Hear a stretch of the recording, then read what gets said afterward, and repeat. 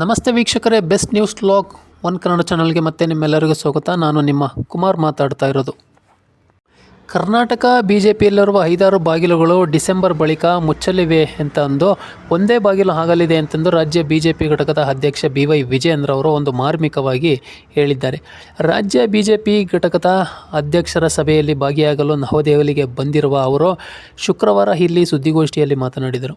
BJP ಶಾಸಕ ಬಸವನಗೌಡ ಪಾಟೀಲ್ ಯತ್ನಾಳ್ ಅವರು ಮತ್ತಿತರರು ತಮ್ಮ ವಿರುದ್ಧ ನಡೆಸುತ್ತಿರುವ ಒಂದು ಟೀಕಾ ಪ್ರಹಾರಕ್ಕೆ ಕುರಿತು ಪ್ರತಿಕ್ರಿಯಿಸಿದ ಅವರು, ಪಕ್ಷದ 2-3 ನಾಯಕರು ಪ್ರತ್ಯೇಕವಾಗಿ ಹೋರಾಟ ನಡೆಸಲು ಮುಂದಾಗಿದ್ದಾರೆ. ನಾನು ಪಕ್ಷದ ರಾಜ್ಯ ಘಟಕದ ಅಧ್ಯಕ್ಷನಾಗಿರುವುದರಿಂದ ಅರಗಿಸಿಕೊಳ್ಳಲು ಅವರಿಗೆ ಸ್ವಲ್ಪ ಸಮಯ ಬೇಕು. ಪಕ್ಷದ ಉಳಿದ ಹಿರಿಯ ನಾಯಕರನ್ನು ನನ್ನ ಜೊತೆಗೆ ಇದ್ದಾರೆ ಎಂತಂದು BY ವಿಜಯೇಂದ್ರ ಅವರು ಹೇಳಿದ್ದಾರೆ. ಪಕ್ಷದ ಯಾವುದೇ ನಾಯಕರ ವಿರುದ್ಧ ಚಾಡಿ ಹೇಳಲು ನಾನು ಇಲ್ಲಿಗೆ ಬಂದಿಲ್ಲ. ಅಷ್ಟು ಪುರುಸೊತ್ತು ನನಗಿಲ್ಲ ಎಂತಂದು ಅವರು ಹೇಳಿದರು. ರಾಜ್ಯ ಕಾಂಗ್ರೆಸ್ ಸರ್ಕಾರಕ್ಕೆ ಹರಬೆಂದ ಗ್ಯಾರಂಟಿ ಯೋಜನೆಗಳು ಜನರಿಗೆ ತಲುಪಿಸಲು ಸಾಧ್ಯವಾಗುತ್ತಿಲ್ಲ. ಹೀಗಾಗಿ ದಿನಕ್ಕೊಂದು ನಿಯಮಗಳನ್ನು ರೂಪಿಸುತ್ತಿದ್ದಾರೆ.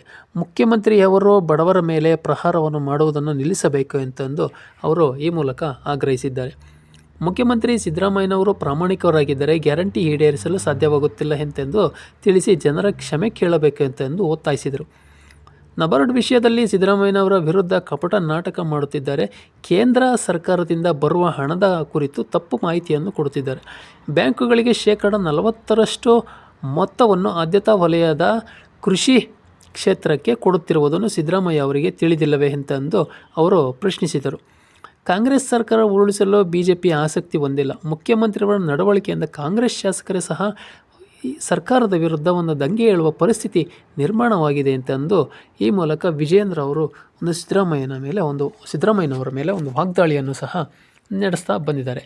ಇನ್ನು ಬಸವನಗೌಡ ಪಾಟೀಲ್ ಯತ್ನಾಳ್ ಅವರ ಅವರನ್ನು ಟೀಮ್ ಮಾಡಿಕೊಂಡು ಏನು ವಕ್ಫ್ ವಿರುದ್ಧ ಒಂದು ಹೋರಾಟವನ್ನು ನಡೆಸ್ತಿದ್ದಾರೋ ಅದಕ್ಕೆ ಒಂದು ಮೂಗುದಾರ ಏರಿಸಬೇಕು ಅನ್ನೋ ಒಂದು ನಿಟ್ಟಿನಲ್ಲಿ ಈ ಒಂದು ಭಿನ್ನರಿಗೆ ಡಿಸೆಂಬರ್ಗೆ ಎಲ್ಲ ಬಾಗಿಲುಗಳು ಕ್ಲೋಸ್ ಆಗಿ ಒಂದೇ ಬಾಗಿಲು ಇರುತ್ತೆ. ಅದಕ್ಕೆ ಯಾವುದೇ ರೀತಿಯ ಒಂದು ಆಸ್ಪದ ಕೊಡದೇನೆ ಡಿಸೆಂಬರ್ಗೆ ಇದು ಎಲ್ಲದಕ್ಕೊಂದು ಮುನ್ನುಡಿ ಮಾಡ್ತೀವಿ ಅನ್ನೋದಕ್ಕೆ ಒಂದು ಸ್ಪಷ್ಟ ಸಂದೇಶವನ್ನು ಒಂದು ಭಿನ್ನರಿಗೆ BY ವಿಜಯೇಂದ್ರ ಅವರು ಕೊಟ್ಟಿದ್ದಾರೆ ಅಂತಲೂ ಸಹ ಗೊತ್ತಾಗ್ತಾ ಇದೆ. ಮುಂದಿನ ದಿನಗಳಲ್ಲಿ ಈ ಕ್ಷೇತ್ರದ ಒಂದು BJP ಯಾವ ರೀತಿ ಹೋರಾಟ ಮಾಡುತ್ತೆ ರಾಜಕೀಯದಲ್ಲಿ ಕರ್ನಾಟಕದಲ್ಲಿ BY ವಿಜಯೇಂದ್ರ ಅವರ ನೇತೃತ್ವದ ಮುಂದಿನ ದಿನಗಳಲ್ಲಿ ಪಕ್ಷ ಸಂಘಟನೆ ಯಾವ ಮಟ್ಟಕ್ಕೆ ನಡೆಯುತ್ತೆ ಅನ್ನೋದು ಸಹ ನಾವೆಲ್ಲರೂ ಕಾದು ನೋಡಬೇಕಾಗಿದೆ ವೀಕ್ಷಕರೇ. BY ವಿಜಯೇಂದ್ರ ಅವರು ಈ ದೆಹಲಿಯಲ್ಲಿ ಒಂದು ಹೇಳಿಕೆಗೆ ಇನ್ನು ಬಸವನಗೌಡ ಪಾಟೀಲ್ ಯತ್ನಾಳ್ ಅವರು ಸಹ ಮುಂದಿನ ದಿನಗಳಲ್ಲಿ ಯಾವ ರೀತಿ ಒಂದು ಪ್ರತಿಕ್ರಿಯಿಸ್ತಾರೆ, ಮುಂದೆ ಇವರ ಹೋರಾಟ ಇನ್ನು BJP ರಾಜ್ಯಾಧ್ಯಕ್ಷರ ವಿರುದ್ಧ ಯಾವ ರೀತಿ ಇರುತ್ತೆ ಅನ್ನೋದು ಸಹ ಒಂದು ತುಂಬ ಇಂಟ್ರೆಸ್ಟಿಂಗ್ ಆಗಿರೋವಂಥ ವಿಷಯ.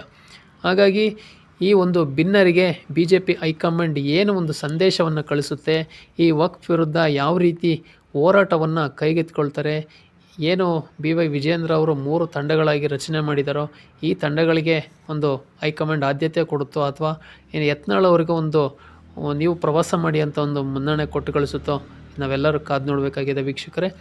ನಮ್ಮ ಮಾಹಿತಿ ನಿಮಗೆ ಇಷ್ಟ ಆಗಿದ್ದರೆ ದಯವಿಟ್ಟು ನಿಮ್ಮ ಅನಿಸಿಕೆ ಅಭಿಪ್ರಾಯಗಳನ್ನು ಈ BJP ಸಂಘಟನೆಯ ಬಗ್ಗೆ ಒಂದು ಅನಿಸಿಕೆ ಅಭಿಪ್ರಾಯಗಳನ್ನು ಕಮೆಂಟ್ ಮೂಲಕ ತಿಳಿಸಿ. ಮತ್ತು ನಮ್ಮ ಚಾನಲ್ನ ನೀವಿನ್ನೂ ಸಬ್ಸ್ಕ್ರೈಬ್ ಮಾಡಿಲ್ಲ ಅಂದರೆ ದಯವಿಟ್ಟು ಸಬ್ಸ್ಕ್ರೈಬ್ ಮಾಡ್ಕೊಳ್ಳಿ ಮತ್ತು ಬೆಲ್ ಬಟನ್ ಮೇಲೆ ಕ್ಲಿಕ್ ಮಾಡಿ. ಧನ್ಯವಾದಗಳು.